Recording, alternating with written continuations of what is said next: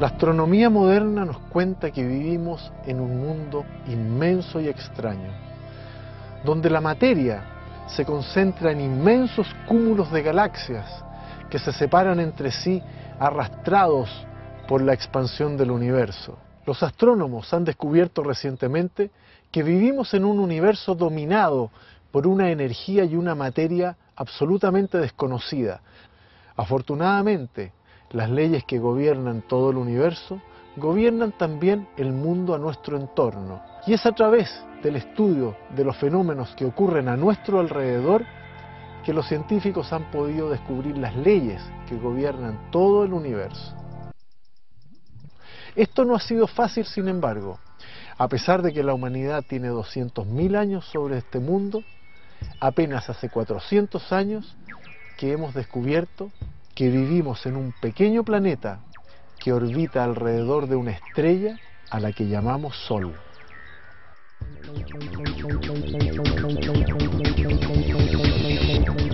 A medida que avanza, el conocimiento astronómico ha ido remeciendo los fundamentos filosóficos y religiosos de la humanidad. Este conocimiento comenzó a desarrollarse a partir del siglo XVI, luego que el clérigo polaco Nicolás Copérnico demostró matemáticamente algo que Aristarco de Samos había ya enunciado 1200 años antes. El centro del universo no está en la Tierra, como se había creído hasta entonces, sino en el Sol, que permanece fijo, al igual que las estrellas, mientras que la Tierra y los planetas giran a su alrededor. Esta teoría fue publicada en su libro De Revolutionibus Orbium Celestium, que podríamos traducir como Sobre las revoluciones de las esferas celestes, y que salió de la imprenta en 1543, en momentos que Copérnico moría. Esto, que hoy nos parece trivial, provocó en ese tiempo, 5 siglos atrás, una conmoción tan grande que el mismo nombre del libro pasó a ser sinónimo de grandes cambios.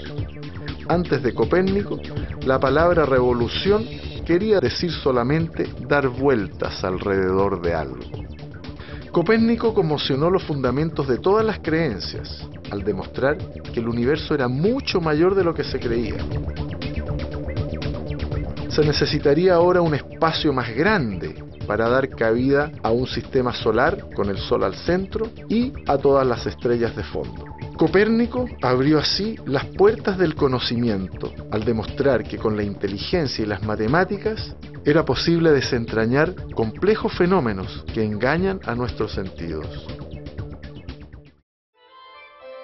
En 1610, 67 años después de la publicación de Revolutionibus, Galileo Galilei, un ingeniero y profesor italiano, apuntó un telescopio de su construcción al cielo, comprobando que Júpiter tenía satélites que giraban a su alrededor de la misma forma como, según Copérnico, los planetas giran alrededor de la estrella.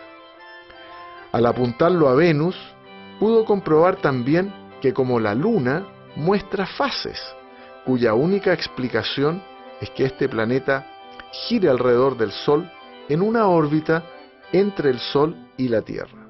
Pero el descubrimiento más sorprendente de Galileo con su telescopio fueron las miríadas de estrellas que vio cuando se asomó al cielo con este instrumento. El universo era mucho más grande de lo que había imaginado siquiera Copérnico. Al haber sido el primero en hacer experimentos para demostrar sus hipótesis, ha sido reconocido como el primer científico de la historia. Galileo se dedicó a derribar las teorías de Aristóteles, que era considerado como el gran científico y filósofo de todos los tiempos en esa época. Aristóteles sostenía, por ejemplo, que una bola de piedra grande, de gran peso, caerá más rápido que una pequeña y de menor peso. Galileo descubrió que como la fuerza de gravedad actúa sobre ambas de la misma forma, deben caer juntas, y para demostrarlo, realizó un experimento en la torre inclinada de Pisa. Ambas llegaron juntas al suelo, pero iban acelerando a medida que caían, lo que demostraba que aunque la gravedad actúa igual para ambas, tiene una aceleración constante. Experimentos con planos inclinados comprobaron sus hipótesis. Hemos reproducido este experimento con este perfil metálico, donde podemos escuchar cómo esta bola es acelerada por la gravedad a medida que se desliza hacia el suelo. ¡Wow! Estos experimentos tendrían una gran importancia en el futuro.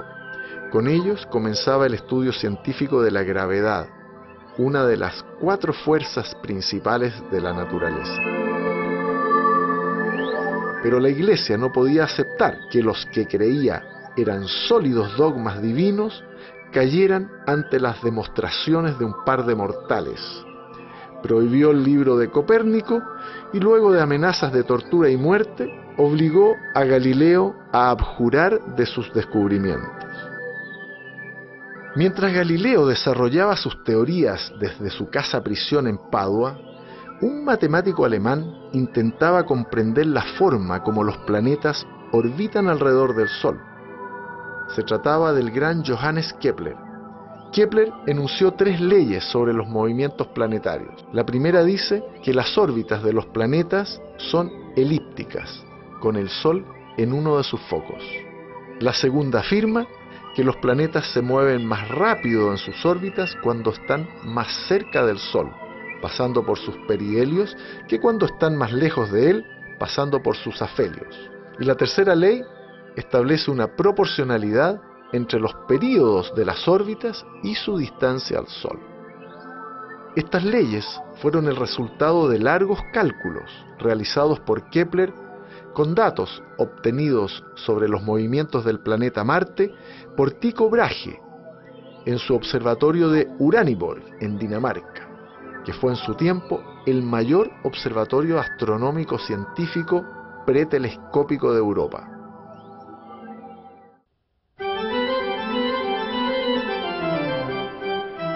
Sería el inglés Isaac Newton quien pondría todo esto junto y en una gran fórmula sobre la gravitación universal explicaría el funcionamiento del mundo. El mundo como se pensaba en aquel tiempo, al relacionar la caída de una manzana con la forma de la órbita de la Luna alrededor de la Tierra. Se dio cuenta en ese momento que ambos fenómenos eran expresiones de lo mismo, la fuerza de gravedad. Estas fórmulas son tan poderosas que permiten a los astrónomos pesar planetas y estrellas.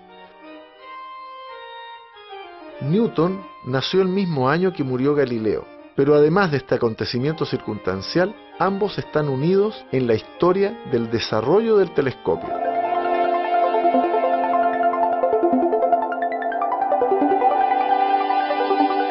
Newton fue el primero en construir un telescopio reflector que utiliza un espejo en lugar de un lente para captar la luz. Utiliza un espejo de gran tamaño para enfocar la luz del cielo hacia un espejo secundario que se encuentra en el eje del telescopio. Este espejo desvía la luz hacia un costado donde a través de un ocular nosotros podemos observarla. Estos extraordinarios aparatos permiten aumentar el tamaño de los objetos que vemos mediante una combinación de lentes y espejos. Ayudan al ojo además a captar más luz de lo que puede captar normalmente la pupila humana, que apenas tiene 4 milímetros de diámetro. Los telescopios modernos tienen espejos que llegan a medir hasta 8,2 metros de diámetro. El lente o espejo cumple con la función de enfocar la luz hacia un plano llamado plano focal. Y mientras más larga es la distancia entre este plano focal y el lente o el espejo, mayor será la capacidad de aumentar del telescopio. Es como cuando nos acercamos o alejamos de una ventana. Mientras más cerca estemos de ella, vamos a tener también un mayor ángulo de visión a través de la ventana. Pero si nos vamos alejando, retirándonos de la ventana, veremos menos del paisaje a través de ella. La ventaja del telescopio es que recoge de este pequeño espacio millones de veces más información que el ojo humano. En aquella época se calculaba que la distancia entre la Tierra y el Sol era de unos 7 millones de kilómetros. Calculaban que correspondía a 1200 veces el radio de la Tierra. Ya el avance de la astronomía no se detendrá más, y los descubrimientos científicos pasan a ser un motivo de orgullo nacional. El cielo se veía poblado de estrellas, infinitas estrellas que se observan en todas las direcciones. Viene la duda, ¿qué son esas estrellas? ¿Qué son esos objetos? Aparentemente se ven como los planetas, pero obviamente hay alguna diferencia. Los planetas se mueven, en cambio las estrellas aparecen siempre en el mismo lugar en las distintas épocas del año. El primer sistema que se empieza a aplicar para determinar las distancias de las estrellas es el paralaje, un método que había sido inventado por Hiparcos el siglo II a.C.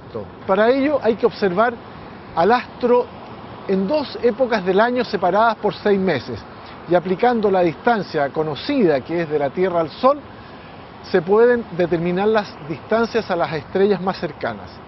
Son esas estrellas pequeñas, estrellas intrínsecamente débiles y pequeñas, o son estrellas iguales a las otras que se encuentran más lejos.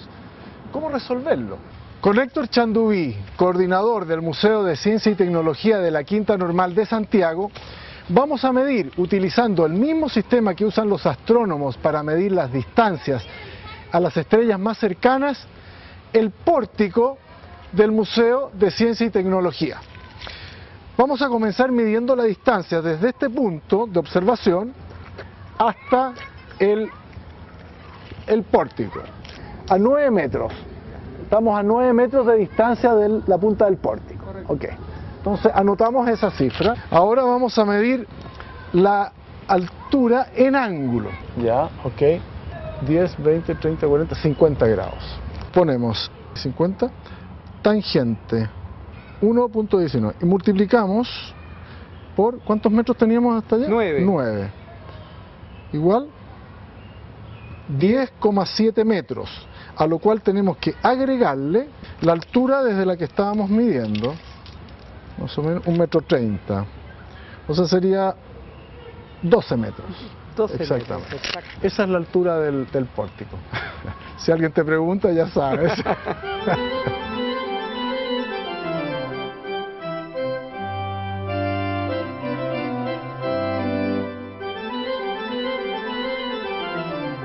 En Inglaterra, William Herschel, un músico transformado en astrónomo obsesivo, comienza, con la ayuda de su hermana Carolina, a cartografiar todo el cielo.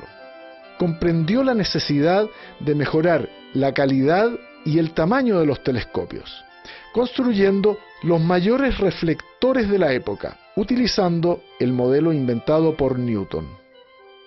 En 1781, y utilizando un telescopio de su construcción, William Herschel se transforma en la primera persona en descubrir un planeta. Su gigantesco telescopio reflector newtoniano de 13 metros de distancia focal y 130 centímetros de diámetro fue el más grande del mundo hasta 1843. Con este enorme instrumento, que montó en una gran estructura giratoria, se dedica a estudiar una nueva categoría de objetos. Fueron bautizadas como nébulas, y algunas tienen forma espiral. En 1755, el filósofo alemán Immanuel Kant había propuesto que las nébulas eran en realidad galaxias, como nuestra Vía Láctea. En 1785, y luego de realizar un completo catálogo estelar, William Herschel se abocó a la tarea de determinar la forma de nuestra galaxia.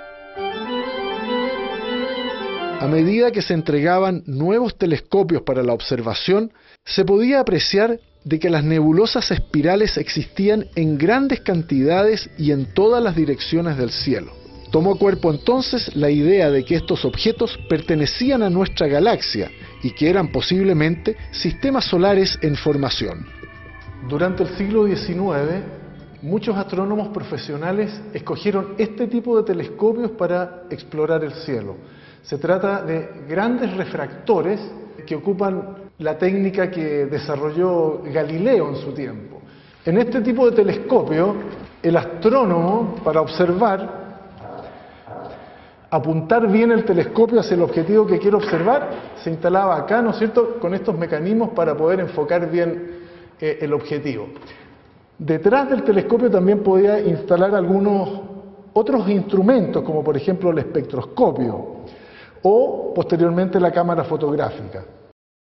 El astrónomo también busca apertura, busca poder recibir una gran cantidad de información a través de su telescopio, y por ello es importante el diámetro del lente o del espejo en los otros tipos de telescopios que se usan actualmente.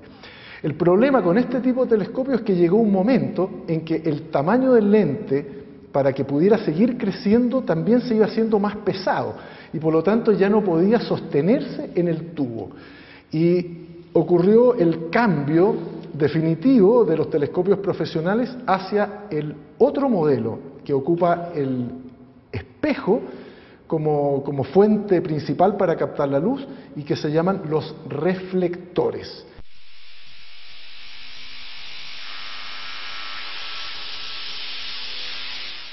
William Herschel fue también un precursor en el uso del prisma para estudiar la luz de las estrellas. Pudo comprobar, por ejemplo, que aunque la luz de Sirio era similar a la luz del Sol, la luz de la estrella Arcturus aparecía mucho más enrojecida. Era el comienzo de la espectroscopía. A comienzos del siglo XIX, el estudio de la luz mediante espectroscopios cada vez mejores reveló que ésta se extiende más allá de lo que pueden ver nuestros ojos. Más allá del rojo está el infrarrojo y más allá del violeta, el ultravioleta.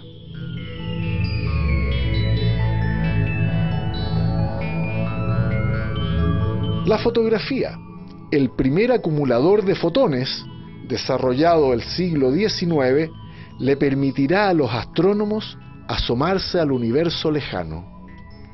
Nuestra vista no tiene esta capacidad, y no porque miremos más tiempo vamos a ver mejor. La fotografía de larga exposición, sin embargo, al sumar los fotones de luz recibidos, puede revelar objetos débiles y lejanos, cuya luz no alcanza a impresionar nuestra retina. Antes de la aplicación de la fotografía a los telescopios, los astrónomos debían dibujar lo que veían con sus ojos.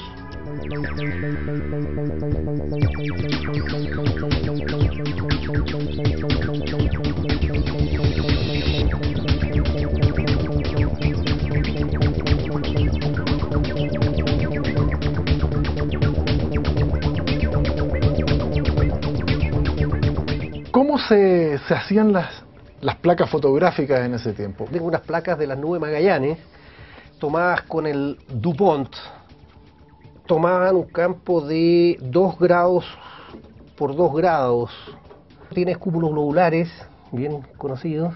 Hay algunas galaxias que están detrás de la nube Magallanes. ¿Cuánto tiempo tomó el telescopio para hacer esta imagen? Del orden de 40 a 60 minutos, con eso ya se llegaba al nivel de cielo. Uno de los principales problemas de la astronomía es que observan el cielo desde un observatorio en movimiento.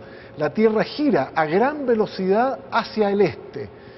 Aquí en Las Campanas estamos moviéndonos más o menos a 1500 kilómetros por hora en dirección a Argentina. Para ello, el telescopio debe compensar este movimiento con un mecanismo de relojería de alta precisión. Y el telescopio tiene que estar inclinado apuntando hacia el polo sur celeste. Para ello se construyeron este tipo de monturas ecuatoriales. En este caso, el telescopio Irénée Dupont del Cerro Las Campanas, de 2,5 metros de diámetro, es un telescopio de modelo Cassegrain, con un espejo sólido, monolítico, que refleja la luz que recibe del cielo. Esta luz es reflejada hacia el espejo secundario, que está hacia arriba, que a su vez enfoca la imagen hacia un agujero que tiene el espejo principal. Detrás de ese agujero es donde se van a instalar los instrumentos, como los espectrógrafos, las cámaras CCD y antiguamente también lo que eran las cámaras fotográficas. Esta era la cámara fotográfica que hoy día está transformada en base de montaje de una cámara de campo ancho que se usa con detectores SD.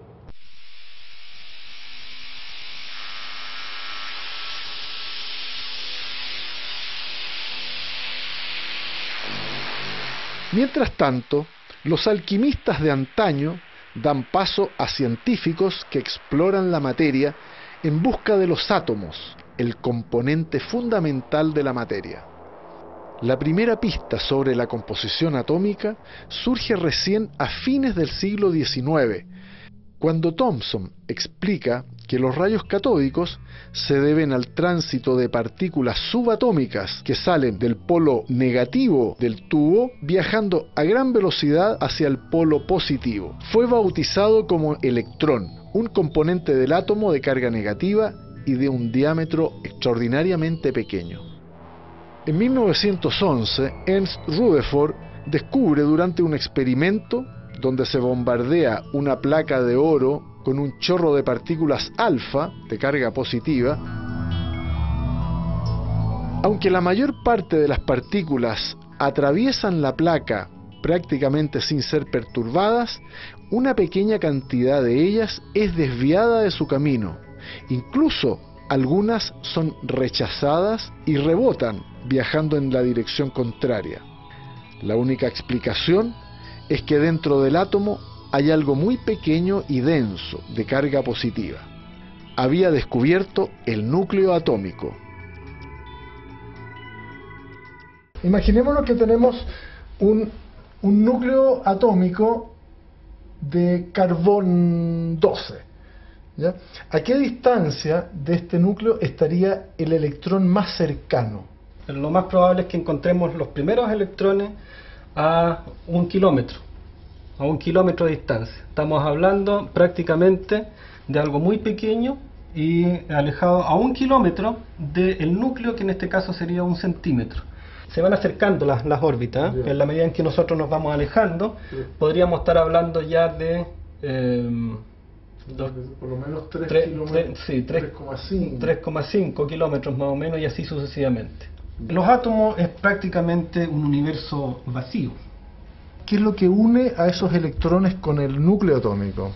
Básicamente es interacción electromagnética, o sea, la fuerza de atracción eléctrica que hay entre el núcleo, que es positivo, y el electrón, que es negativo, y que en definitiva uno podría describir como aquella partícula que está permanentemente cayendo al núcleo, pero como está con una cierta velocidad, es lo mismo que le pasa a la Luna en torno a la Tierra. El siglo XX comenzó para la astronomía con grandes y complejas preguntas. ¿Qué eran las nebulosas? ¿Se trataba verdaderamente de posibles sistemas solares en formación? ¿O serían quizás otras galaxias diferentes de la Vía Láctea? Esto trajo la necesidad de mejorar la capacidad para captar luz de los telescopios, lo que los obligaba a hacerse más grande. Con el telescopio reflector de Monte Wilson, ubicado en Pasadena, California, que fue el gigante de su época, con un espejo de 2,5 metros de diámetro, el astrónomo estadounidense Edwin Hubble terminó con las dudas en 1923, cuando fotografió por primera vez en la historia una estrella en la nebulosa de Andrómeda.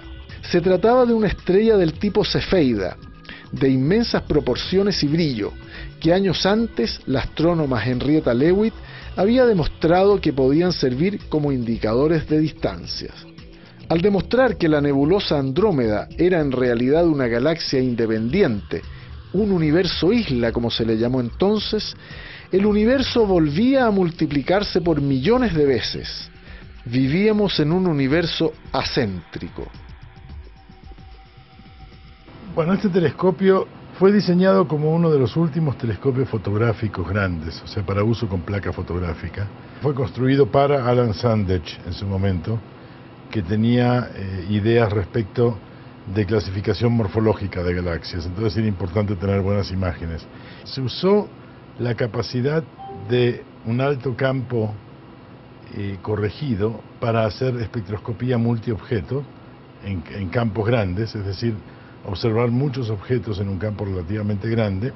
También se ocupa como un instrumento de imagen infrarroja, que es lo que yo estoy haciendo. El problema del aparalaje realmente es solo un primer peldaño en un problema mucho mayor, que es la determinación de escalas de distancia del universo realmente. Si tiene que medir, digamos, una distancia de 100 kilómetros, es complicado usar una regla que tenga 10 centímetros para medirlo.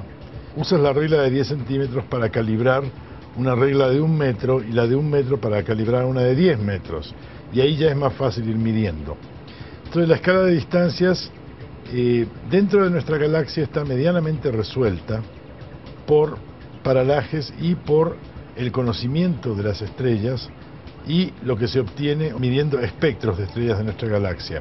Con eso se calibra un tipo de estrellas, que son las cefeidas, que tienen una variación periódica, cuyo periodo está intrínsecamente ligado a la luminosidad de esas estrellas. Conociendo la luminosidad de esas estrellas a través del periodo, podemos determinar a qué distancia están, por cuánta radiación nos llega. Eso se ha hecho con mucho cuidado, se ha hecho con las nubes de Magallanes y con galaxias cercanas. Y de ahí en más hay otros métodos que se van calibrando.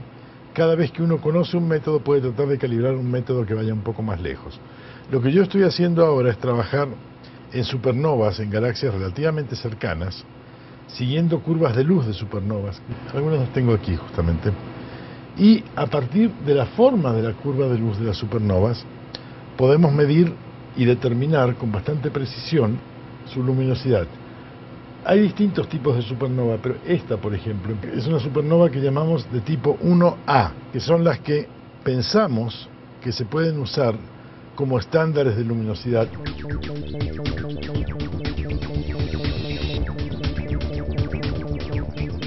Se comienza a explorar también el interior de las galaxias, las exnebulosas, y se descubre que están compuestas por grandes cantidades de gases y de polvo. Estudiando estas nubes de gases, se descubre cómo se forman las estrellas, cómo se forman los soles. Y aquí está también la respuesta a la formación de nuestro Sol y de nuestro sistema solar. En estas nubes, producto de alguna perturbación probablemente generada por una supernova que haya estallado cerca, comienzan a formarse algunas especies de grumos, de zonas de mayor densidad dentro de la nube. Esta zona de la nube comienza a atraer material de la nube que la rodea. La nube se empieza a comprimir a la vez que va girando lentamente. A medida que se va comprimiendo la nube mientras gira, va aumentando su giro, producto de la necesidad de conservar el momento angular. Y la nube va girando cada vez más rápido y condensándose y apretándose cada vez más.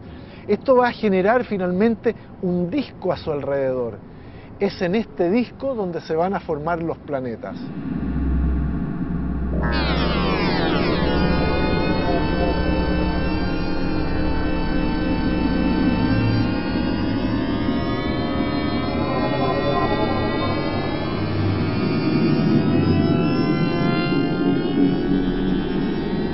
Se pudo comprobar que las estrellas y las galaxias están formadas principalmente por dos elementos, hidrógeno y helio. El hidrógeno es común en la Tierra y forma parte del agua y de los tejidos de todos los seres vivos. Sin embargo, el helio es prácticamente inexistente. En 1905, el conocimiento acumulado sobre la luz, la materia y el avance de las matemáticas permite a Albert Einstein comenzar a explicar el funcionamiento del mundo de una forma más completa que sus antecesores. Einstein descubre que la masa inercial y la energía son expresiones de lo mismo, relacionadas por la luz. Su famosa fórmula es ya un ícono universal. La materia es energía congelada. Premunidos con los nuevos conocimientos sobre el átomo, se pudo por fin explicar el funcionamiento de las estrellas. En lo profundo de estos enormes objetos, la materia se encuentra a presiones gigantescas y a temperaturas de millones de grados. La materia allí consiste en protones y electrones moviéndose a enormes velocidades. Los protones a estas velocidades pueden chocar y unirse entre ellos, a pesar de tener ambos cargas positivas. Al hacerlo, inician una cadena de fusiones de partículas subatómicas que conducen a la formación de un núcleo de helio y a la producción de energía. Con 4 o 5 veces la masa del Sol, los procesos de fusión nuclear pueden conducir a la fusión de otros núcleos atómicos, como el carbón, el oxígeno, el silicio, etc. Surgen así, en el núcleo de las estrellas masivas, los elementos que posteriormente van a conformar nuestro mundo. Las estrellas, en su núcleo, procesan elementos químicos de cierta complejidad, como el carbono, el oxígeno y el nitrógeno. Pero los elementos químicos aún más complejos, como el hierro, el níquel, el oro, etc., se forman durante la explosión de la supernova, en un instante en el cual las temperaturas y las presiones debidas a la explosión de la supernova son tan altas que eso genera nuevas reacciones nucleares que conducen a elementos químicos más complejos como el oro y el hierro de nuestros huesos.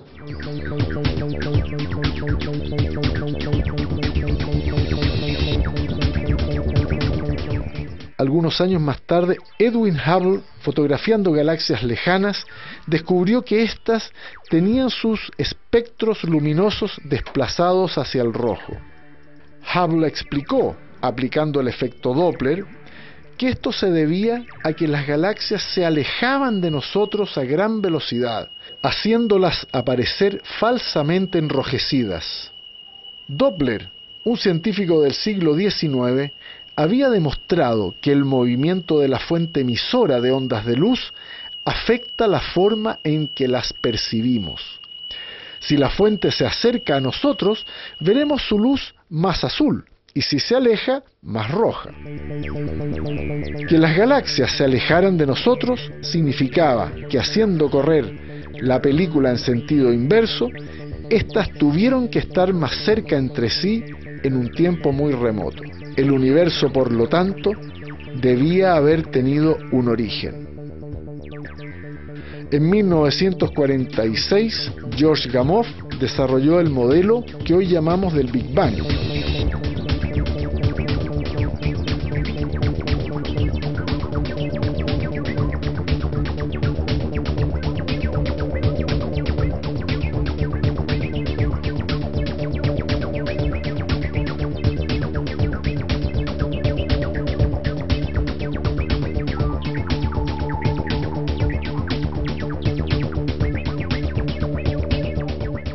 El universo que observamos los radioastrónomos y los astrónomos en general es un conjunto de muchísimos fenómenos muy diferentes físicamente. Y cada uno de esos fenómenos tiene su forma particular de enviar información, que es lo que nosotros recogemos y analizamos. Ahora, esa información viene en forma de luces diferentes. Por ejemplo, si queremos ver estrellas, la información nos llega generalmente en lo que nosotros llamamos ondas de luz luminosas. Si queremos ver fenómenos de muy alta energía, a menudo tenemos que recurrir a la radioastronomía, en la cual la luz que nos llega es luz de una longitud de onda más larga y que nos trae información sobre fenómenos muy diferentes a los que vamos a ver en estrellas. Finalmente, si queremos examinar los procesos de formación de las estrellas nuevas, mirar el pabellón de maternidad, por así decirlo, donde están naciendo las estrellas nuevas, tenemos que utilizar una forma de luz que pertenece a la radioastronomía y que son las ondas milimétricas, que son ondas de longitud larga comparada con la luz normal que ven nuestros ojos, pero un poco más cortas que lo que llamamos ondas de radio. Para entender el universo en su conjunto, tenemos que abrir todas las ventanas posibles para mirarlo. Y a través de esas ventanas vamos a ver pasar diferentes tipos de luz. Es que al estudiar el universo a través de la información que nos llega en ondas de longitud larga, nos permite penetrar el polvo interestelar que generalmente oculta los lugares de formación de estrellas. Me explico. Las estrellas, como el Sol, se han formado en grandes nubes de gas y polvo interestelar, carbón, grafito. Ese material tiene la propiedad, desgraciadamente, de impedir que la luz normal que producen las estrellas nacientes salga de esa región de formación y llegue a nuestros telescopios. Para poder ver lo que hay adentro de esas regiones, tenemos que utilizar luz de onda larga. Y las ondas milimétricas son ideales para eso. Son ideales porque penetran el polvo y nos permiten examinar lo que está pasando en el pabellón de maternidad de las estrellas, pero además es justamente la luz, el tipo de luz, que trae información sobre los elementos químicos que están en ese medio del cual se están formando las estrellas. Ese lugar está lleno de moléculas químicas y esas moléculas emiten justamente en las ondas milimétricas. Por eso que podemos identificar moléculas muy complejas, y esto es muy interesante, moléculas que conteniendo carbón son moléculas orgánicas, es decir, están a la base de la química de la formación de la vida. Las ondas milimétricas que nos interesan en particular para el proyecto ALMA y el estudio de la formación de estrellas en galaxias y dentro de nuestra propia galaxia, esa luz es absorbida por el vapor de agua, es decir, el vapor de agua de la atmósfera impide en gran parte que esas ondas de luz milimétricas penetren hasta llegar a nuestros telescopios en la superficie de la Tierra. Por eso es que para poder observarlas tenemos que irnos a lugares muy elevados. ¿Por qué lugares muy elevados? Porque cuanto más alto estamos, menos concentración de vapor de agua hay y por lo tanto menos absorción de este tipo de ondas milimétricas, que entre paréntesis son las mismas ondas que usan los hornos microondas de sus cocinas. La mayoría de las galaxias observadas se organizan en inmensas estructuras llamadas cúmulos de galaxias. Investigaciones realizadas a gran escala revelan que estos cúmulos forman otras estructuras que pueden observarse en el universo. Edwin Hubble logró identificar diversos tipos de galaxias. Están las grandes galaxias elípticas, las galaxias espirales y las irregulares. En base a los estudios realizados en distintas longitudes de onda, tanto luminosas como de radio, se pudo determinar que vivimos en una galaxia espiral.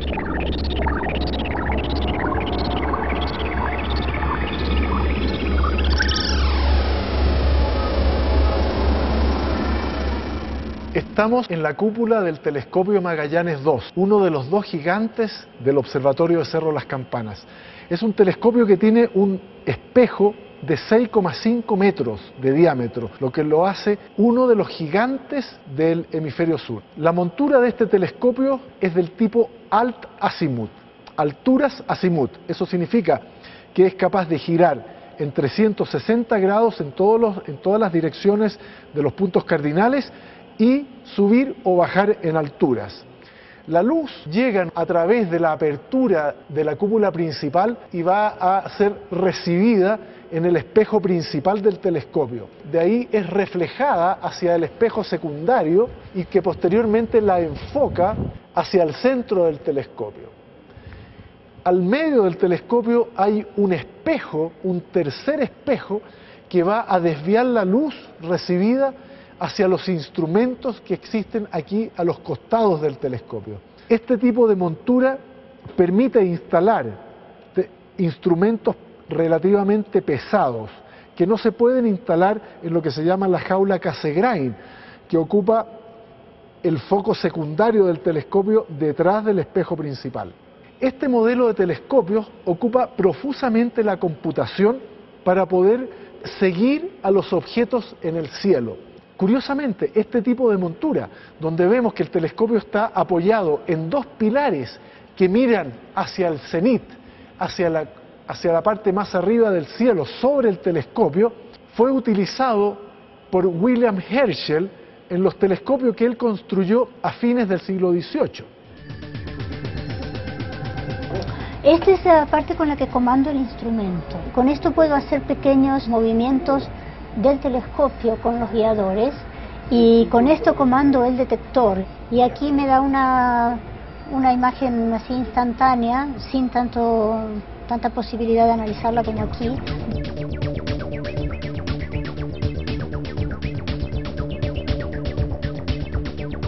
Las estrellas son las encargadas de convertir esos átomos inicialmente muy simples de hidrógeno y helio en átomos más complejos.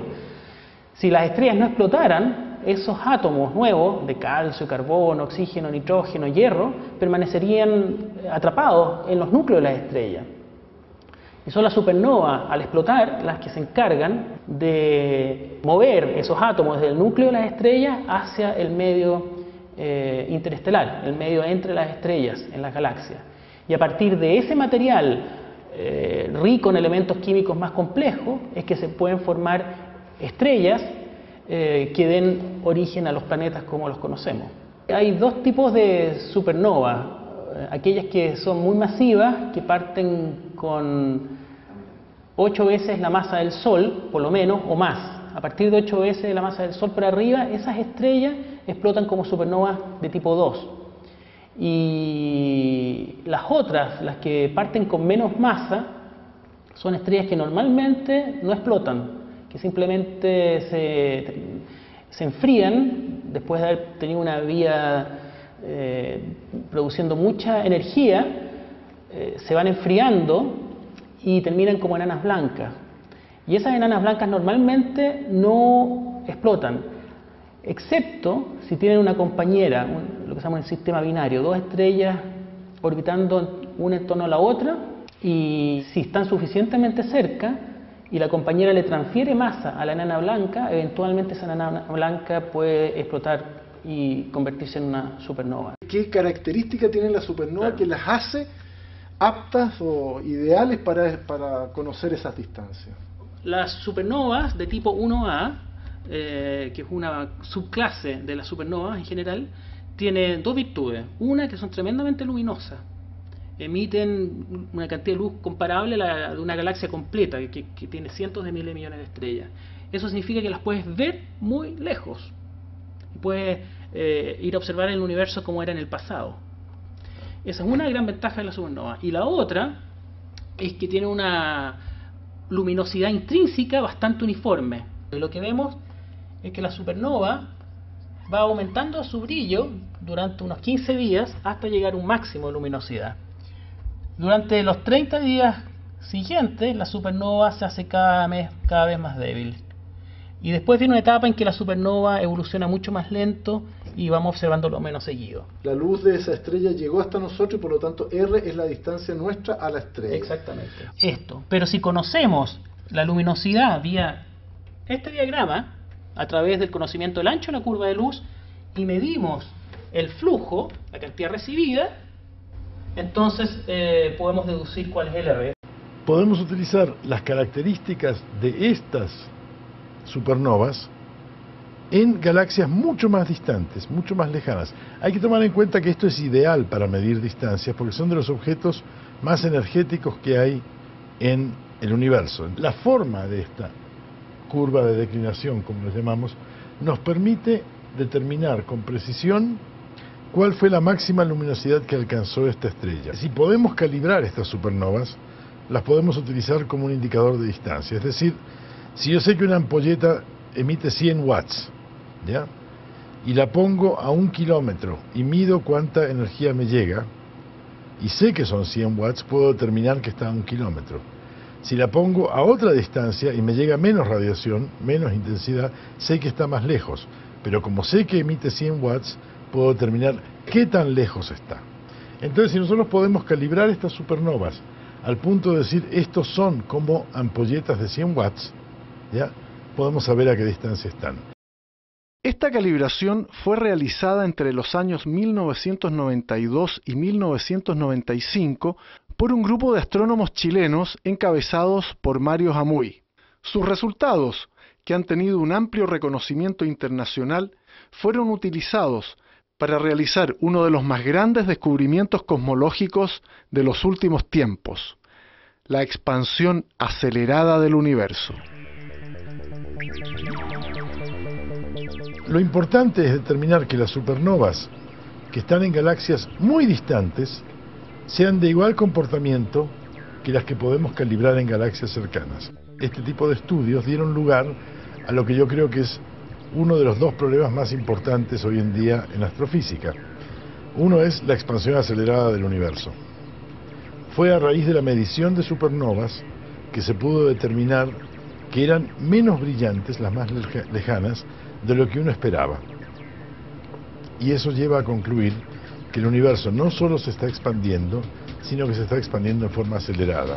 Es decir, cuando comenzamos a conversar hace un ratito, se expandía a una cierta velocidad. En este rato que hemos estado conversando se expande más rápido. Para que eso suceda, es como en un automóvil. Si ahora anda más rápido que hace 5 minutos, tuvimos que inyectarle gasolina al motor.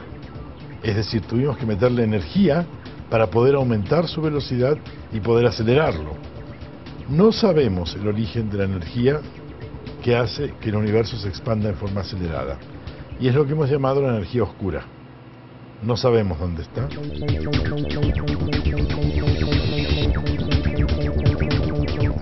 La radioastronomía, y en particular la rama de la astronomía de la que se ocupa ALMA, que es la astronomía milimétrica, se ocupa también de observar algo muy importante en el universo, que es el fondo de radiación que proviene de la creación del universo, del Big Bang. Este fondo de radiación nos trae información muy valiosa sobre el comienzo del universo y la formación de la materia en el universo.